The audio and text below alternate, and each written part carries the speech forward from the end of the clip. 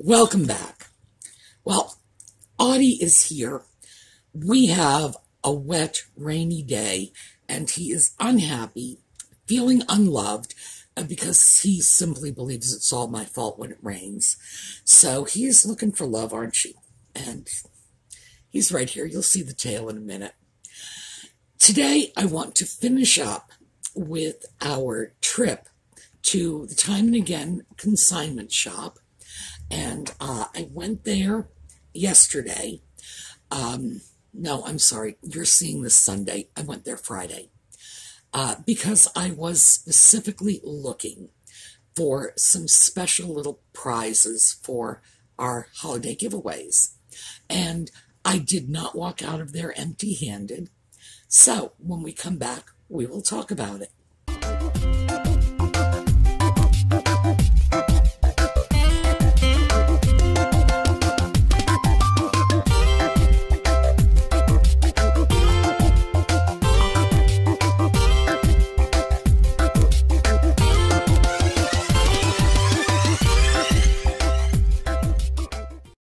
Before we get into the little thrift store shopping, I just wanted to show you something. First of all, a couple of viewers had mentioned to me that they were getting a little concerned by local shortages. So I looked around. So I've got some pictures for you. These were taken last week at 2 of my local grocery stores. So, first up, this is my local grocery store. This is the bottled water aisle. As you can see, shelves are half empty. Ordinarily, this is not the case. This is a busy grocery store, and it's a local grocery store. And as a local grocery store, they don't have national supply problems. In other words, it's not a question of, gee, we don't have water because all the water was sent out to California because they're experiencing a drought. Nothing like that. Usually, when they have shortages, it reflects local conditions. Here is the toilet paper aisle. And next up, we've got the paper towels and napkins aisles. Now, these empty shelves, this is what I was seeing in 2020. I'm not sure what this means. I don't want to be alarmist, but I would suggest, all things considered, and knowing what we went through in 2020, that it's probably an awfully good idea to make sure you have enough toilet paper. Not suggesting you hoard. I'm just saying if you don't have enough toilet paper to get your family through at least 3 or 4 weeks, you might want to consider grabbing some. The easiest way to do this, at least for me anyway, is I go to Walmart.com, where they will do free shipping on orders of $35 or more, and I just get that large 24-pack of toilet paper, and while I'm at it, the 12-pack of paper towels, etc., and have it shipped out, and it's sort of fire and forget. And speaking of Walmart, after I left that store, 2 days later, I went over to my local Walmart, and they have been having some shortages in their toilet paper, paper towel aisles right along, and the shelves have been low. But I saw something new this past week, so take a look at this. We have aisle after aisle. This is the frozen food case. And as you can see, and these are all different frozen food sections. So these are not duplicate pictures, although they look like duplicate pictures because, in fact, it's nothing but empty aisles. Frozen vegetables, one after another after another. I do not know what this means. I really don't. I don't think we're heading for the apocalypse. I don't think it's time to get the tinfoil hats to protect ourselves from the Martian invasion or anything like that. But as I said before, I do think that a little preparation is not a bad idea.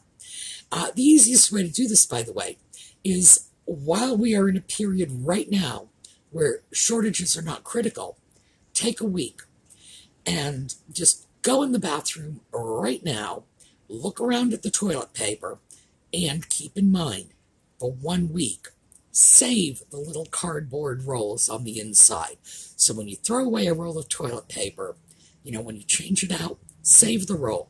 At the end of the week, count them up. Add 1 roll, and that tells you how much toilet paper you need for a week.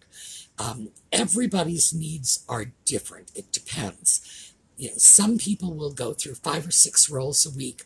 Other people, maybe 1 or 2. But it got so difficult in 2020. And I know I told you this because, we were videoing at the time. I remember Jocelyn's parents couldn't get toilet paper, and I was able to get, I found a store that was selling them in like huge mega quantities, these packages of like 36 rolls. Apparently people were not buying 36 roll packages. Who knows why? But it made it easy enough for me. The problem is I could only take out 1 package at a time. And Jocelyn's parents needed toilet paper, and frankly, her father's a minister, so I'm quite certain that he shared it liberally with other people in need, because that's what ministers do. My neighbors across the street, in their 80s, running out of toilet paper. It was a lot easier for me to get it and take it home than them. So, yeah, I was sort of doing toilet paper runs every week. What I learned from that, and of course I was always keeping a lot of toilet paper on hand, simply because I'm a budget shopper and I can get a better price if I buy. Thank you, Audie. That's Audie attacking the camera looking for hugs. You can get a better price if you buy your toilet paper 36 rolls at a time. So it's my cheapskate instinct that got me to do that. But when 2020 rolled around and I had the accident at the schoolhouse, I lost my storage place. Not to mention all my stored toilet paper when the rain came in after the roof was gone. So I was sort of caught unawares. I have plenty of toilet paper now, though. But I am going to suggest, don't get into hoarding, but look at what your family needs and try to make sure you have enough to get yourself through at least 3 or 4 weeks, because 3 or 4 weeks is ordinarily enough time, if your local store is out, to find another store that is well stocked or well supplied. So there's no need to hoard enough toilet paper until the end of the world, but enough to get you through that gap between your local store has run out and you've found another store in the next town over that has plenty. So this is what I'm seeing. Don't know what to make of it. I thought I would share it with you. Yes, I know. So as you can see, somebody here is sort of desperate for attention. We are going to get back to the Time and Again consignment shop, which is where I was on Friday, and they didn't have empty shelves at all. Where we left off yesterday in the video was I was looking at bracelets, and that particular trip I focused on bracelets because, as I say, I pass by there all the time, so it's not like this is the last time I will be going there. Let me show you this piece. This was a nice vintage bracelet that I grabbed. Get that straightened out. All right, we'll do it this way. No, Audie, that's the camera. What caught my eye about this was the color. These beautiful green stones. In person, there's a hint of blue. They're not turquoise, they're definitely green, but there's a little hint of blue in them. Very pretty. It's an older piece. and you can usually tell by the catch. And of course, it has a safety chain, and that is usually indicative of a better quality of costume jewelry. This piece, I believe was, I think this was $7. Well, we'll find out because I'm going to show you the video on this. So let's take a look. This one, $4.99. Smaller, little sort of green stones. Just a cute little piece. Now, it's actually, it opens up a little larger than this, but yeah, there we go. I got the safety chain caught in there. Nice piece. All right, this piece is $6.99. This is an older style for those of you who are into serious retro jewelry. Pieces like this were around in the, well, the style started in about the 40s and was popular through the late 60s going into the early 70s. This is certainly not a 40s piece. I would say this is probably an early 60s piece. And then this sort of style fell out of fashion. But it's a pretty piece. It's a retro piece. And unlike the other pieces that I've set aside, this one has a very specific retro look to it. So that should make somebody's holiday season. Well, the final bracelet, and this is an interesting one. I got this for a reason. This is, let's see if we can get a good look at that. This absolutely has a wonderful vintage sort of a retro look to it. Audie, you're getting into mischief. Do you hear the noises he's making? He does that when he wants attention. Beautiful sort of retro look. And as I said when I was out filming this, it's from a particular era. Now, it's been a long time since I've dealt with jewelry, and I was thrilled, you know, when I came back home and actually looked at the markings on the piece and said, aha, I was right. This is a Trifari piece. Jewelry from this era, basically the mid-century, is very often marked, and certain pieces like this will have a manufacturer's mark on it. Now, where you're going to find that mark is usually right here on the back of the catch. And see how tiny that little catch is. You're definitely going to have to look for the mark. Trifari was a major manufacturer of high-end costume jewelry. And they made jewelry in the 20s and 30s right through, right in through the 70s. This mark, the mark on this is 1955 to 68. So I was right about the era. I'm guessing this is probably early 60s. That's a guess. But we've got a period of about 13 to 15 years. Well, 55 to 68 for the mark. We've got a period of 13 years. Jewelry like this is very collectible.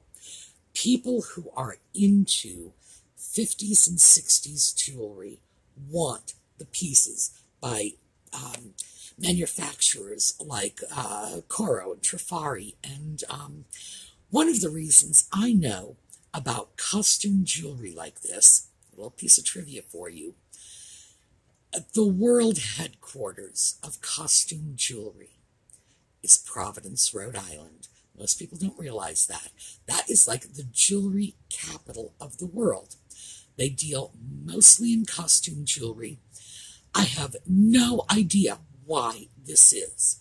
What I do know is now the highly skilled costume jewelry makers are all going to be found in Rhode Island. It's less of a thing than it used to be. Today, we can get a lot of cheap costume jewelry from overseas. And I guess if you want better jewelry, you'll get fine jewelry. But costume jewelry, there was a period when that was just the rage. And most of this stuff was coming out of Providence. And I don't believe Trifari was, by the way. I think that was a company that was not located in Providence. But even the companies that were not headquartered in Providence have their jewelry made in Providence. Little known fact, you just don't think of Rhode Island as, well, you don't think of Rhode Island as the capital. I was going to say capital of anything, but everybody does. They say political corruption. And yes, our beloved mayor, Buddy Cianci, did do time. And I voted for him. I voted for him before he went to jail, and I voted for him after he was in jail. I would have voted for Buddy if he ran while he was in jail, because Buddy Cianci was good for Providence. Pawtucket beat us out. They actually had their mayor hauled out of the office in handcuffs. Buddy surrendered himself, thank you very much. Yeah, political corruption is what Rhode Island is known for, but it should be jewelry. All right, now, these pieces are part of the giveaway, and this is going on over on the Sunnis Angels Facebook page. So go on over, take a look at what they're doing. They are like, I think Colleen said 12 members away from breaking 1,000. So they're doing beautifully. The group is just growing. It's a wonderful, people who go in and join the Facebook group will usually let me know that it's like, oh, these are wonderful people. This is great. I love it here.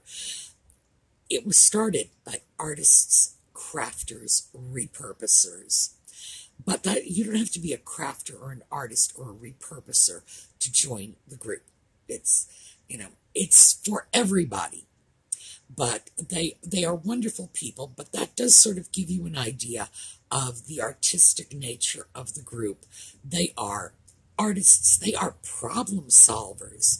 This is a group you can go to when you have an issue. It's like, I broke the leg off my chair. What should I do? These are smart people. They'll work it out for you. So absolutely go over and check them out. Now, before we go, I do want to show you one more thing that I picked up at a clothing consignment store of all places. Take a look. And while I was wandering around, I found this. $8.99, 10% off. So basically we're looking at about $8. Chinese piece. I'm sure you all know by now that this is the grain of rice pattern. The myth that they embedded grains of rice and let them fire off in the kiln is still pretty well circulated, but in fact, that's not how they do it. They actually do cut the patterns out of the wet clay. Very pretty piece. This is sort of a stacked set of boxes. I find boxes like this especially useful for trinkets, jewelry, whatever. But the truth is, I could see that working for me in the kitchen, too. Yes, that wonderful little grain of rice pattern again. Everybody loves that. It is a wildly popular pattern. And I understand. A lot of it is the legend that, they would get those little sort of translucent shapes. They're little tiny football shapes, by embedding rice in the clay and letting the rice burn out. No, they cut them and then fill them with a translucent glaze. But they're beautiful pieces. They're wonderfully popular. And when I got that, with the discount, it was at about $8. Nice price for a piece like that. So that was the final acquisition. I did want to let you see that. And if you are interested in the giveaways, head on over to the Sunnis Angels Facebook page, because they're running the giveaways this year, and we're going to spread holiday joy as far and wide as we can. All right, Audie is here, back in my lap here. There's the tail. He is back in my lap. He hates the rain. He really does. He needs a lot of reassurance when it's raining. And actually, I should tell you this, Audie really needs a pet. He lost his dog 2 years ago, and he hasn't really recovered. But he hates cats. I fostered a litter of feral homeless kittens, and one of them, Little Monkey, boy, she was a terror. Tiny, as you could hold her in the palm of your hand, and she would sit in her cage, and she would scoop the poo out of her little litter pan and fling it at the dog, and she was good. She would hit the dog in the head with the poo. Dog would scurry away. Audie hated those kittens. Gosh, he hated those kittens. And he never did anything vicious to them or anything like that. But he was just delighted when they left. So Audie does not want another cat. I know he'd like another dog, but so far he's brought me a rabbit and a chipmunk. And I suspect he's bringing them because he's pet shopping. So I got to deal with this. I don't know. You're a handful, you. All right. Have a terrific day. I'm going to show you a slideshow on the way out. We have a Just Chatting video coming up this evening, and we'll be back to thrifting next weekend. All right, we'll see you later.